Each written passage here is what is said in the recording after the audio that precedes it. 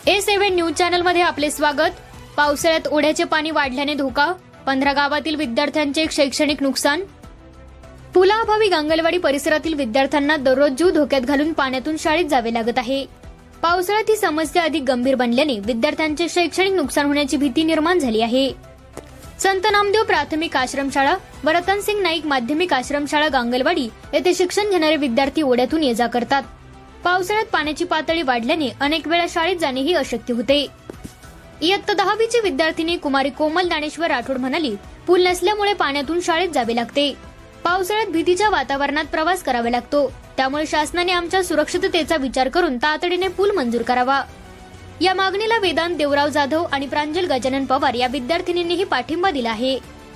या पुलाचा लाभ ढेगज, सिद्धेश्वर, गांगलवाडी, नंदगाव, जांभळी तांडा, वडचुना, दुडचुना, ढेगज तांडा, दुधाळा तांडा, सावंगी, ब्राह्मणवाडा, सुकापूर, सावळी तांडा आणि कारशी तांडा येथील ग्रामस्थांसह विद्यार्थ्यांनाही होणार आहे। विद्यार्थ्यांच्या सुरक्षिततेचा प्रश्न लक्षात घेऊन शासनाने तातडीने पूल मंजूर करावा अशी एकमुखी मागणी करण्यात येत आहे। A7 असे आहे इकडं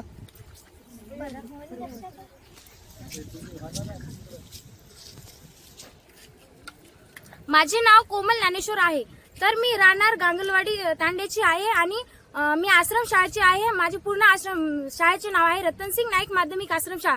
तर आम्हाला येण्याची खूप अडचण येते आणि पाऊस आल्यामुळे आम्ही जास्तीत जास्त शाळेत येत नाही आणि शासनाने ही माझी विनंती आहे की त्यांनी हा पूल बनवून टाका आणि आम्हाला खूप शाळेत येण्याची खूप अडचण होते, म्हणून माझी इतकंच आहे।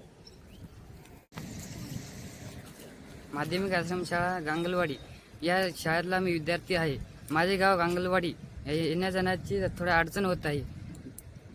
रस्त्याने आल्यावर पूर जरा येण्याची आवश्यकता नाहीये। पेपरमध्ये पेपर असल्या तरी येण्या जाण्याची खूप अडचण होत आहे। तरी शासनाने पूल बनवून दिलं तर आम्ही खूप त्याचे आभारी आहे। माझे नाव प्रांजल गजानन पवार। माझ्या शाळेचे नाव रतनसिंग नाईक माध्यमिक आश्रमशाळा। आम्ही पावसामुळे आमची रोज शाळा बुडते, पेपर पण बुडतात। पेपर असले की नदीला पूर येते, आमची शाळा बुडतात, पेपर बुडतात आणि सराव परीक्षा असली तरी नदीला पूर आलं तर आमचे पेपर सराव परीक्षा बुडते। तरी माझी ही विनंती आहे की शासनाने आम्हाला पूल बनवून द्यावी, ही माझी विनंती। धन्यवाद।